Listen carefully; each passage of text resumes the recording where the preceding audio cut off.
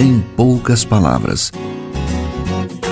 Um olhar sobre o mundo, a vida e a sociedade, à luz da Palavra de Deus, com Augustus Nicodemos. Olá, estamos começando mais uma edição do nosso programa Em Poucas Palavras. Que bom contar com a sua audiência. Mais uma vez, mais uma edição. E juntamente comigo está aqui o nosso comentarista, pastor Augustus Nicodemos, da Primeira Igreja Presbiteriana de Goiânia. Olá, pastor. Olá, Natsan, querido ouvinte. A minha saudação para você, agradecendo já a sua audiência. Bater na madeira 3 vezes para espantar mau presságio. Evitar passar debaixo de escada para não atrair má sorte. Quebrar espelhos dá 7 anos de azar. Deixar o chinelo emborcado pode fazer mal para a mãe. Enfim, você deve imaginar agora uma série de superstições e crendices populares. Mas será que elas são capazes de orientar a vida e a história das pessoas? O evangélico é capaz de ter algumas destas crendices e superstições? Esse é o tema do programa de hoje. Pastor Augustus, o que a Bíblia diz sobre esse tipo de crença popular? Como é que a Bíblia pode ajudar as pessoas em relação a isso e que pode se tornar, às vezes, um verdadeiro fardo sobre as pessoas? Pois é, existe todo tipo de superstição, né? Uhum. A gente vê pessoas, e até pessoas cultas, pessoas educadas, às vezes, com esses costumes, né? Essas práticas aí que a gente fica pensando como é que elas são capazes de acreditar nessas coisas, mas não querem acreditar na Bíblia, não querem acreditar no Evangelho, mas nessas coisas aí estão por dentro. Olha, respondendo a tua pergunta, a Bíblia pode nos ajudar nesse sentido porque ela nos explica qual é a realidade última por detrás dos acontecimentos. Porque o problema com a superstição é exatamente a crença que está por detrás. Quando a pessoa bate na madeira 3 vezes e para não ter azar, mas ter sorte, ou para espantar alguma coisa negativa, o que está por detrás é que existe no mundo forças ocultas do bem e do mal e que atuam na vida dos indivíduos e de acordo com determinados costumes, determinadas práticas, ações e reações dos indivíduos. E essas forças malignas ou benignas, elas podem ser atraídas ou repelidas através desses rituais, não é, que a gente chama de superstição, bater na madeira, virar sandália, passar por baixo de uma escada, ver gato preto. Então, esse conceito é que é o problema, de que o mundo é governado, regido, interferido por estas forças do bem e do mal. A Bíblia nos ensina, na verdade, que Deus é quem está por detrás de todos os acontecimentos. Sim. Há um Deus, criador dos céus e da terra, um Deus que é sábio, bom, justo, verdadeiro, misericordioso, o Deus que é eterno, onisciente, onipotente e onipresente, e que ele, da mesma forma que ele criou o mundo do nada, ele governa pelo seu poder as coisas que ele criou. Sim. Então, não tem isso. Deus não vai se deixar atrair, você não vai atrair o favor de Deus para lhe abençoar se você bater 3 vezes numa madeira, ou Deus não vai atender o seu pedido de não levar a sua mãe se você deixou o chinelo virado, né, ou desvirado. Então, Deus não se relaciona conosco em cima destes gestos, eu nem sei a origem deles, né? Deve ter alguma, mas Deus não se relaciona conosco através destas coisas. Também, respondendo a sua pergunta, né, a Bíblia nos ajuda a entender que boa parte dos problemas que nos acontecem são resultado de decisões que nós tomamos, escolhas que nós fazemos. Então, se a coisa está dando ruim, por exemplo, nos meus relacionamentos em casa, na família, com os amigos, eu não devo pensar que isso é uma maré de azar que foi causada porque eu esqueci, passei por baixo de uma escada, né? Ou vi um gato preto passando na minha frente. Não, as coisas estão dando errado porque eu tomei alguma decisão errada. Eu não perdoei, eu não compreendi, eu não escutei, eu não fui firme quando devia dizer não, acabei dizendo sim quando não deveria ter dito sim, e o resultado é que os relacionamentos se estragaram, as amizades se desfizeram, e isso não tem nada a ver com sorte e azar. Cada pessoa colhe exatamente o que plantou, está escrito na Bíblia, aquilo que o homem plantar, isso certamente ele ceifará. Essas questões parece que está tão inseridas assim, dentro da alma do brasileiro, se é que a gente pode dizer assim, É como você disse agora há pouco, né? Que chega a ser estranho. Pessoas bem esclarecidas que de repente vão para a beira do mar para pular 7 ondas para dar... Pois é. Entendeu? Chega a ser uma coisa que escraviza mesmo. Sem dúvida. E isso é o resultado de que a nossa cultura brasileira, ela não foi permeada pelo cristianismo autêntico. Eu sei, e aqui eu não quero ofender nenhum dos nossos ouvintes que são católicos, eu sei que o Brasil é católico desde o seu descobrimento. Antes dele havia as religiões indígenas, que são religiões místicas, que são voltadas para a adoração e o apaziguamento de forças da natureza.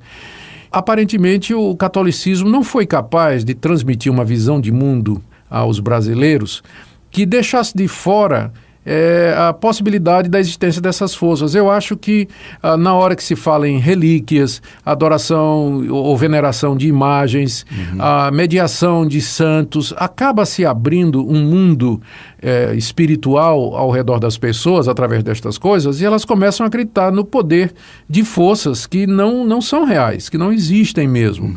O evangelho bíblico nos diz que só há um poder no universo, que é Deus. E coisas, ou poderes como os poderes malignos, os demônios e Satanás, eles estão debaixo da autoridade de Deus. Eles só vão onde Deus deixa. E Deus traçou limites para eles não fazem tudo o que querem. Então não é a questão da briga do bem e do mal. Existe só um poder, que é o de Deus, e todos os demais estão sujeitos a ele. E se as pessoas perguntam, então por que tem azar? Por que as coisas não dão certo? É porque, primeiro, os nossos pecados, que são responsáveis diretamente por estas coisas acontecerem, né? A base. E segundo, Deus permite que estas coisas aconteçam para nos lembrar que nós precisamos de um Redentor, nós precisamos de perdão, nós precisamos dele, precisamos da graça dele. Agora, o homem é tão corrompido na sua natureza, na sua essência, na sua mente, no seu coração, que em vez de apelar para Deus arrependido dos seus pecados, crer no Senhor Jesus como seu Senhor e Salvador, ele prefere ficar acreditando em bobagem do tipo bater na madeira, não passar por baixo de escada, sandália revirada. São dezenas de coisas, né? Incontáveis que as pessoas praticam, fazem, como fazer ou deixar de fazer estas coisas, iria de alguma forma alterar a sua vida, ou para o bem ou por mal. Então esse é o problema das superstições, Nathan, porque deixa Deus de fora, nega a ação soberana do único Deus verdadeiro e dá crédito a essa teoria de que tem poderes ocultos, né? Caprichosos e que querem nos fazer mal e tudo por detrás das coisas que acontecem, e que eles podem ser apaziguados ou tranquilizados através de coisas como bater em madeira e coisa assim. Agora, você já parou para pensar, Nathan, que num certo sentido tem uma versão evangélica disso? Inclusive nos bastidores estávamos pensando sobre isso aqui. Vai lá, põe aí para o pessoal saber que versão é essa. Porque vê se não é a mesma coisa. Na hora que... Qual o problema com a superstição? É acreditar em poderes e ações que regem o universo e que atuam na vida das pessoas e que não tem fundamento bíblico. Não é a revelação que Deus faz de si mesmo. E você encontra no meio evangélico pessoas que acreditam em objetos ungidos que vão atrair bênção. Sim. Então, pessoas que têm rosa ungida, sal grosso, pessoas que têm óleo ungido, acham que se usar esses objetos, ungir as coisas com óleo ungido, ou ter esses objetos em casa, isso de alguma maneira vai atrair as bênçãos de Deus. Agora eu pergunto, qual a diferença disso e de uma pessoa supersticiosa que faz um monte de atitudes, toma um monte de atitudes querendo atrair a sorte para a vida dela? Para mim não tem diferença nenhuma. O que as duas coisas têm em comum é que ambas não têm base bíblica. Não tem base bíblica nenhuma. Tem nada na Bíblia que diga que se nós tivermos estes objetos ungidos, levarmos esses objetos para casa, andarmos com esses objetos, isso vai fazer com que Deus nos abençoe, nos dê prosperidade ou coisa parecida. E outras práticas que tem no meio evangélico, como, por exemplo, quebra de maldição. A ideia de que se você no passado, antes de conhecer a Jesus, você praticou o ocultismo ou fez alguma coisa errada, mesmo depois que você creu em Jesus recebeu o perdão de pecados e a vida eterna, você de alguma forma ainda está preso aos poderes malignos do passado e que é preciso uma cerimônia em que algum líder supostamente ungido e com ministério de quebra de maldição vai pronunciar a quebra dessa maldição na sua vida para que você possa prosperar, deslanchar, crescer financeiramente. A pergunta é, onde é que tem isso na palavra de Deus? Inclusive nós vamos até dedicar um programa sobre esse tema de maldições hereditárias, não é? E parece sim que você vê uma certa escravidão de ambas as partes, até o não cristão, né? O não evangélico, e o evangélico, de qualquer maneira, ele parece que submete Deus a determinadas práticas e objetos, e fazer ou não fazer determinadas coisas, né? No sentido de pular ou não pular uma onda, passar ou não passar debaixo de uma escada, receber ou não receber aquele óleo que foi ungir em tal lugar no mundo. É a mesma coisa, né? É a mesma coisa, porque no fim é tudo, ou são todas práticas que não são recomendadas pela palavra de Deus e não tem base bíblica. É isso que eu diria aí, em resposta à tua pergunta, Nadson. Para finalizar, como é que a gente pode dizer para quem está ouvindo, que está preso por uma superstição dessa agora, o que ela deve fazer? Eu acho que ela deve se arrepender diante de Deus, porque a prática supersticiosa é dizer a Deus: eu não acredito que o Senhor pode reger a minha vida, guiar a minha vida, me abençoar. Então, a pessoa tem que se arrepender, pedir perdão a Deus e crer em Jesus como seu único e suficiente Salvador e entregar a sua vida a Deus e deixar que Deus guie a sua vida. É Deus que vai abençoá-lo, é Deus que vai protegê-lo, é Deus que vai livrá-lo do mal, é Deus que vai conduzi-lo aqui nessa vida. Então, você ouviu esse tema que realmente você pode ter ficado com algumas questões e pensando sobre coisas que te escravizam. Talvez você foi acostumado assim, né, a pensar dessa forma. E, de fato, não há nada que possa dirigir a sua vida além do que Deus. Deus é quem sabe o que é melhor para você. Como foi dito aqui agora, submeta-se a Ele e você certamente terá menos dificuldades para o enfrentamento dos desafios na sua vida e a vitória final em nome de Jesus. Vamos ouvir uma música e daqui a pouquinho a gente volta. Muito, Senhor, muitos são, ó Deus meu, os desígnios que ao teu povo vens revelar. Quem é, Senhor, de contigo igualar? Força e poder, majestade e saber. Muitos, Senhor, muitos são, ó Deus meu, os desígnios que ao teu povo vens revelar. Quem é, Senhor, de contigo igualar?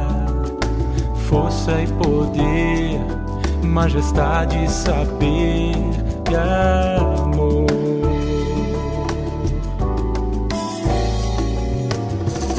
Esperei confiantemente pelo meu Senhor e Ele se inclinou para mim. Supliquei ardentemente em tempo de pavor e Ele me firmou os pés. Bem-aventurado o homem que pacientemente busca o seu favor. Não ocultei. Bem, estamos de volta, já encerrando o nosso programa, agradecendo a sua audiência e esperamos que este tema tenha te ajudado nos desafios e na compreensão da vida sob a ótica da Palavra de Deus. Pastor Augustus. Querido ouvinte, eu quero deixar para você uma passagem do livro dos Salmos.